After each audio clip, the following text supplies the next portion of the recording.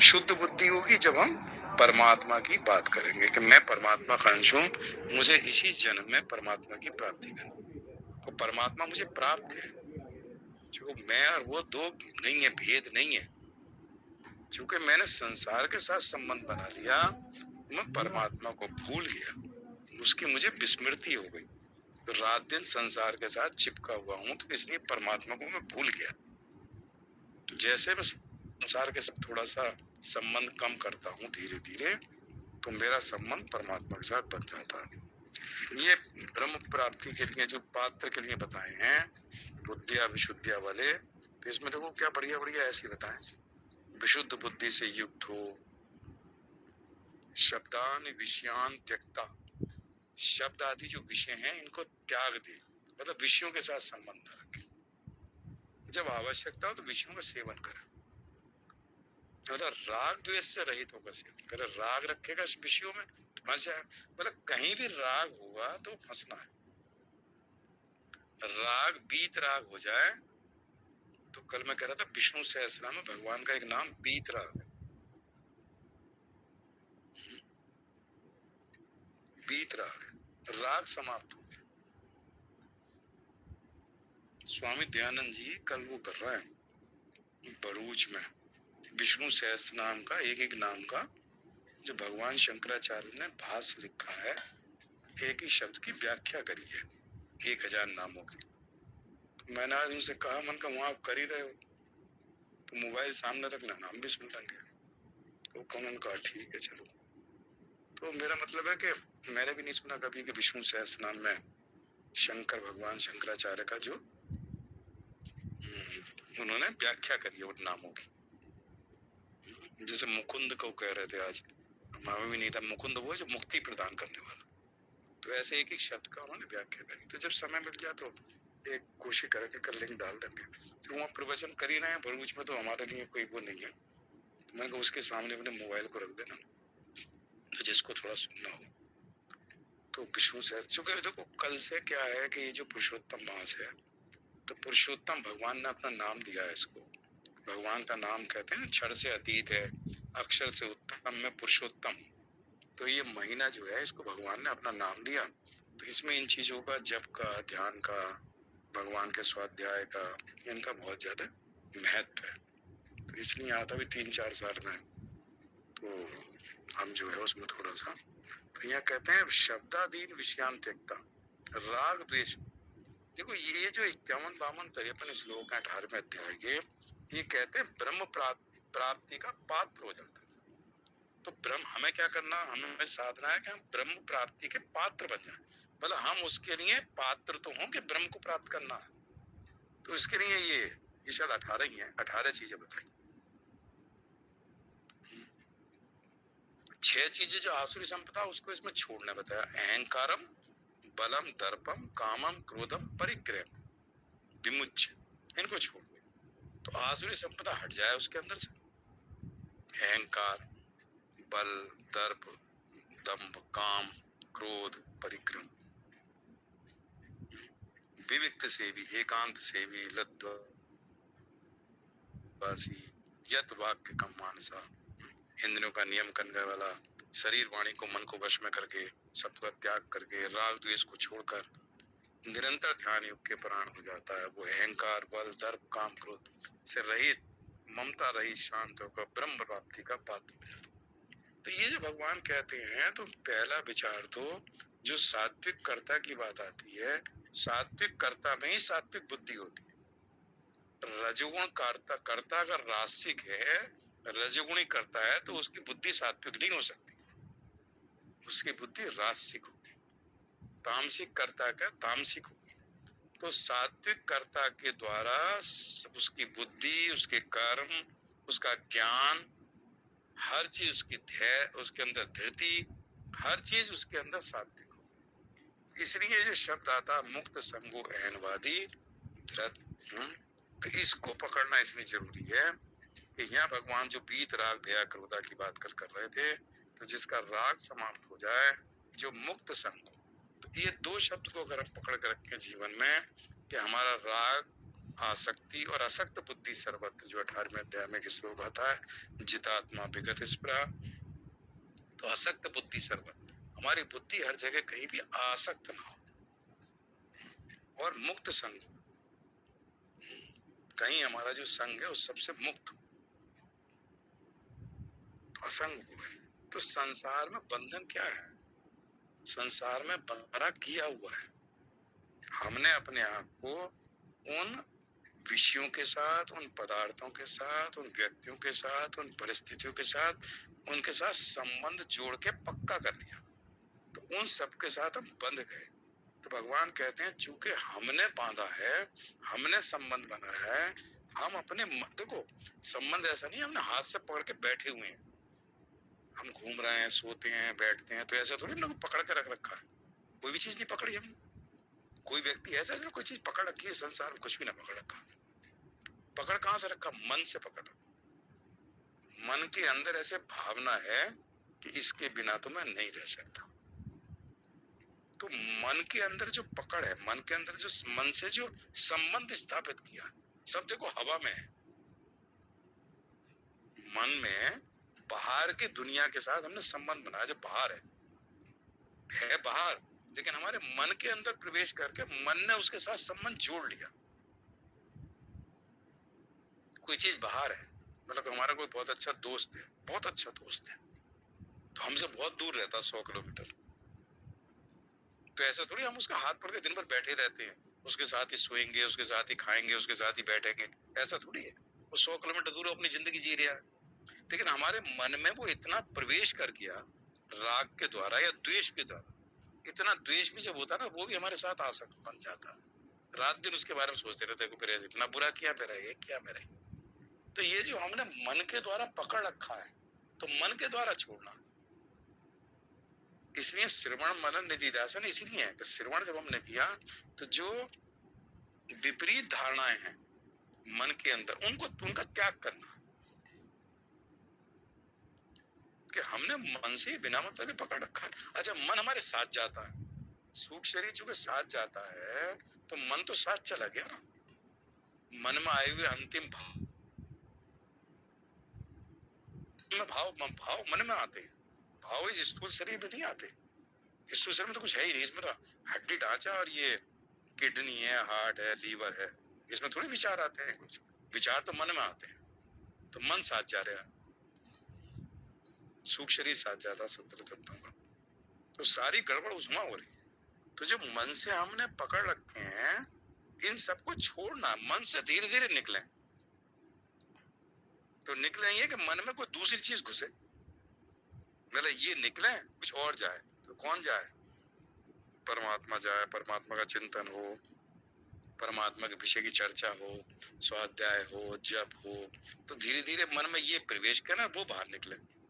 और ये हम विचार करें, देखो इनके साथ मेरा संबंध नहीं है, बिना मतलब के मैंने इनका संबंध जोड़ रखा, ऐसे हमारे मन में विचार आए, ये सब छूट जाएगा। मैं बिना मतलब के अनंत जन्मों से इस संबंध बनाए हुए हैं, जो मतलब जिनका कोई सत्यता जिनमें अंदर नहीं। भाई देखो, बचपन में हमारे संबंध कोई दूसरे थे, किन्हीं और व्यक्तियों के साथ थे, किन्हीं और पदार्थों के साथ थे, गिल्ली डंडा खेलते थे, कांच की गोलियां खेलते थे, फिर लड़ते थे कि इतनी गोली मैंने जीत ली, आज नहीं। फिर बड़े हुए तो कांच की गोली वगैरह सब वहीं रह गई, गाँव में ही। शादी ब्याह हो गए तो कोई दूसरे संबंध बन गए, फिर और संबंध बन गए, वो छूट गए बचपन के दोस्त जो बचपन के थे। तो बहुत चीजें छूटी, बहुत चीजें नई बनी, अब नई में फंस गए, पुरानी छूट गई। तो ऐसे फंसते फंसते ऐसे पिछले जन्म में किसी और चीजों के साथ फंसे थे। तो हम जो फंसे हुए हैं, इन फंसे हुए से निकलना, रहना ऐसे ही संसार में, मन के अंदर जो फंसावट है, ये किसी तरह से बाहर निकले, अंतर के भाव में शुद्धि, और ये विचार करने से अंतःकरण शुद्ध होता है। परमात्मा के विषय में चिंतन करने से, परमात्मा का, मुझे परमात्मा की प्राप्ति करनी है, ये जिज्ञासा मन में उत्पन्न हो। अब मेरा बहुत मन भर गया, अब मुझे कोई जन्म की आवश्यकता नहीं है, फिर अगला जन्म मुझे भगवान नहीं चाहिए, तो भगवान सुनते हैं। तो जब हम ऐसे विचार करते हैं तो संसार छूटता है। मृत्यु का भय खत्म होता है। तो यहाँ भगवान कह रहे हैं सात्विक कर्ता होने के लिए मुक्त संगो भय क्रोध की चिंता मत करें। भय क्रोध तो अपने आप समाप्त हो जाएगा, राग के कारण ही होता है भय क्रोध। मन में माम उपासित भय वो ज्ञान तप सा भूता मद भाव भगता। और 18वें अध्याय के 26 में श्लोक कहते हैं मुक्त संगो हैनवादी धृत्युत साहस समन्विता समन्विता धैर्य और उत्साह। क्योंकि जब हम साधन कर रहे हैं इसमें धैर्य जरूर रखें। ये ना सोचें कि इतने साल करते करते, भाई इतने साल करते करते हो सके हमारा अंतःकरण शुद्ध हुआ। अब शुद्ध हुआ तो हम इस तरह के विचार हमारे अंदर आते हैं, मुझे परमात्मा की प्राप्ति करनी है, इस आवागमन से छूटना है, बार बार जन्म मृत्यु के बंधन से बाहर निकलना है। तो धैर्य रखें और उत्साह रखें। ये नहीं कि धीरे पड़ के कर ही नहीं रहे, तो लगे रहे। धैर्य और उत्साह से समन्वित सिद्ध असिद्धि में निर्विकार। तो दो चीजों में निर्विकार, दो चीजें पकड़नी है, धैर्य और उत्साह, और करता राग रही तो बीत राग मुक्त संग असक्त बुद्धि सर्वत्र। सब जगह बुद्धि में आसक्ति ना हो तो बुद्धि शुद्ध होती। और 51-52 श्लोक में जो भगवान कहते हैं कि ब्रह्म प्राप्ति का पात्र कौन है, बुद्धिया विशुद्धिया युक्त। शब्द विषय ये जो है शायद 18 चीजें एक बार मैंने गिना था, तो 18 चीजें हैं कि जो आ जाए। कुछ 6 चीजें छोड़ने की हैं, 12 चीजें पकड़ने की हैं। तो इनको जो है वह एकांत भी आया है, हल्का भोजन करने वाला भी आया, हल्का नियमित भोजन करने वाला। ये सब चीजें भगवान ने धीरे धीरे उसको कहा है कि इन चीजों को करने से आप ब्रह्म प्राप्ति के पात्र बन जाते हैं। मतलब आपका अंतःकरण शुद्ध होता है, आपके अंदर ब्रह्म प्राप्ति की जिज्ञासा उत्पन्न होती है। तो ये बात भगवान ने 51-53 इसको बताया। तो रजोगुण हमारे अंदर से धीरे धीरे कम होता चला जाए। क्योंकि जब तक रजोगुण को हालांकि आसुरी संपदा का, इसको भगवान ही कहते हैं। और फिर कहते हैं ये था माम प्रपदन्ते तांस थे भजाम्यम मम वर्तानुवर्तन्ते मनुष्य पास सर्वस। ये था माम प्रपदन्ते तांस थे भजाम्यम। अब देखो भगवान की कम बात है, जिस भाव से हम भगवान का भजन करते हैं भगवान भी उसी भाव से हमें स्मरण करते हैं। क्योंकि भगवान तो सर्वस्व चाह मृत्यु सन्निविष्टु कह दो, सबके हृदय में विराजमान है। मतलब बुद्धि रूपी गुहा में चेतन है, 24 घंटे एक सा रहता है, ना सोता है ना कुछ करता है। तो उसे हमारे हर भाव का पता है। दुनिया को पता ना हो, हमारे मन के आए हुए हर भाव का। अगर हम कहते हैं हे परमात्मा इसी जन्म में मुझे आपकी प्राप्ति करनी है, आप ही मुझे हिम्मत दो, आप ही मुझे ना ज्ञान है ना उपनिषदों का ना किसी चीज का, मैं तो पूरी तरह अज्ञानी, आप ही मुझे इस बंधन से छुड़ाओ। तो ये था माम प्रबंधन तांस से भगवान उसको वैसे रास्ते दिखाते हैं, भगवान उसका वैसे कल्याण करते हैं। क्योंकि बहुत कम व्यक्ति हैं जिसके अंदर अपने कल्याण की भावना, जो चाहते हैं कल्याण, मेरा कल्याण हो जाए। कल्याण मतलब आवागमन से मुक्त हो जाओ, मुझे भगवत प्राप्त करेगा, ये कल्याण। तो भगवान कहते हैं उसी भाव से, तो जिस भाव से हम जैसे भगवान के साथ संबंध बनाते हैं, जिस भाव से देखता भगवान उसके सामने उसी रूप से प्रकट होते हैं। कहते हैं जिनके रही भावना जैसी फिर वो मूरत दिन देखी तैसी। जब जीव जगत को धारण करता है तो भगवान जगत रूप में प्रकट हो जाते हैं। कोई नास्तिक होता है कि मैं भगवान को नहीं मानता, तो भगवान नहीं रूप में प्रकट हो जाते हैं कि चल भाई नहीं मानता तो ठीक है मत मान। तो जैसा है कोई पत्थर में भगवान को देखता है तो पत्थर में भगवान प्रकट हो जाते हैं कि इस पत्थर मूर्ति में मैं ही हूँ। तो मुझे भोग लगाता है तो वो देखते हैं मुझे भोग लगाता है। तो उस मूर्ति में चाहे वो पत्थर की हो चाहे कोई चित्र हो, उसमें जिस भाव से हम भगवान को उस मूर्ति में देखते हैं भगवान उसी भाव से, तो सर्वव्यापक है ना, उसी मूर्ति में उसी भाव से भगवान हमारी तरफ निहारते हैं। तो जिस भाव से हम भगवान को मंदिर में उस मूर्ति में देखें या अपने घर के अंदर जो हमने भगवान के चित्र लगा रखे हैं उस चित्र में जिस भाव से सुबह उठ के भगवान को प्रणाम करते हैं, तो भगवान उस प्रणाम को सहज स्वीकार करते हैं। मतलब वो कागज की मूर्ति नहीं है। जब हम उस मूर्ति में भगवान को प्रणाम करते हैं, उस मूर्ति के माध्यम से, तो प्रणाम भगवान को ही है। भगवान इस मूर्ति में हमारे प्रणाम को स्वीकार करता है। जब तक ये भाव नहीं होगा, जो प्रणाम तो भगवान कर रहे हैं, मूर्ति तो एक माध्यम है, चित्र है भगवान का। तो इस तरह से हमारे अंदर ये भाव हो कि देखो, भगवान जब भोग लगाते हैं मन में, तो भगवान उस भोग को भी ग्रहण करते हैं। वहां है थोड़ी, दिखाई थोड़ी पड़ रहा है, वो तो हर जगह सर्वव्यापक है। बिना कान के सुनते हैं, बिना पैर के चलते हैं। तो हमारे अंदर चुके बैठे हुए हैं, तो हमारा जैसे भाव आया, उसी भाव को उन्होंने ग्रहण कर दिया। ये था मां प्रबंधन तेतास्ते भक्त, मेरी जिस तरह से शरण रहता मैं उसी रूप में प्रकट हो जाऊं। तो वो ये कहते हैं कि जब तू देवता की उपासना करता है, उस देवता में तो मुझे देख। सूर्य को भी अगर सुबह मुझे नमस्कार करे, तो सूर्य भी मैं ही, मुझे समझ के ब्रह्म ब्रह्म रूप में सूर्य की उपासना करे, तो मेरी उपासना। सूर्य तो जागृत है ना, जागृत देवता रोज दिखाई पड़ते हैं। अदिति के जो 12 पुत्र हैं, भगवान विष्णु भी उसी में है। तो जो 12 अदिति के 12 पुत्र, वो 12 अदिति, अदिति सूर्य। तो 12 जो सूर्य हैं, तो हर महीने देखो सूर्य एक ही रहते, लेकिन हर महीने उनका नाम अलग अलग होता है। जो 12 है ना, तो एक एक महीने के लिए होते हैं। 12 महीने 12 सूर्य, 12 ऋषि, अत्रि ऋषि इस महीने है, जमदग्नि, वशिष्ठ।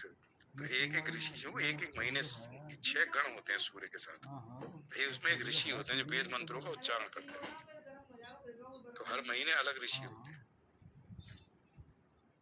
भागवत में दे रखा। तो अलग ऋषि है, उनके नाम दे रखे हैं। 6 अप्सराएं होती हैं जो नृत्य करती हैं उन वेद मंत्रों का। 6 असुर होते हैं जो रथ को धक्का लगाते हैं। 6 नाग होते हैं जिसकी जो घोड़े और उनके साथ उसकी जो नथनी को उसको बंधे रहते हैं। ऐसे 6 गणों के साथ वो जो अदिति हैं, 12 अदिति, वो हर महीने बदलते रहते हैं। 12 ऋषि हर महीने बदल जाते हैं, नए ऋषि फिर 12 हर महीने उनका महीना फिक्स है। इस महीने ये होंगे, इस महीने ये होंगे, इस महीने। तो भगवान की जो प्रकृति है ना, ये बिल्कुल सिस्टमेटिक, बड़े ढंग से चल रही है। हम जो है बंधन में केवल उसी लिए आ गए। वो ढूंढनी थी वैष्णवी। उपनिषद में आया अग्नि देवता, वायु देवता, तो इन्होंने बड़ी मतलब साधना की, तो देवता बन गए। और एक जब तक इंद्र रहेंगे तब तक वो देवता, अग्नि देवता, वायु देवता वही रहते हैं। इंद्र के साथ इनमें परिवर्तन होगा। तो वो भी जब मनुष्य जन्म को चाहते हैं, तो कहते हैं अभी हम चूंकि भाग भाग के ही काम कर रहे हैं, दौड़ दौड़ के लिखा हुआ उसमें, अग्नि, वायु, मृत्यु, ये दौड़ भगवान के भय से दौड़ दौड़ के कार्य करते हैं। उसमें लिखा है कि हम भी काश मुक्त हो गए होते, तो हमें जो भय है कि हमारा भय से मुक्त हो गया। तो मतलब मनुष्य मनुष्य जन्म, महेंद्र जी आपका माइक खोल, मनुष्य जन्म अपने आप में बड़ा दुर्लभ है कि हम ये संग से मुक्त हो जाएं, राग हमारा समाप्त हो जाए, किसी चीज के साथ संबंध ना रहे, ये भाव बैठ जाए मैं परमात्मा का अंश हूँ, परमात्मा के साथ मेरा संबंध है। प्रकृति और शरीर के तो मैं चूंकि व्यवहार के लिए मुझे शरीर मिला हुआ है, इसलिए इस शरीर में मैं उपस्थित हूँ। तो ऐसे विचार हमारे अंदर आ जाए और ये भावना हमारे मन में दृढ़ हो जाए, तो अंतिम समय में यही भाव आएंगे। जो भाव हमारे रोज रहते हैं, यही भाव तो होंगे उस पर।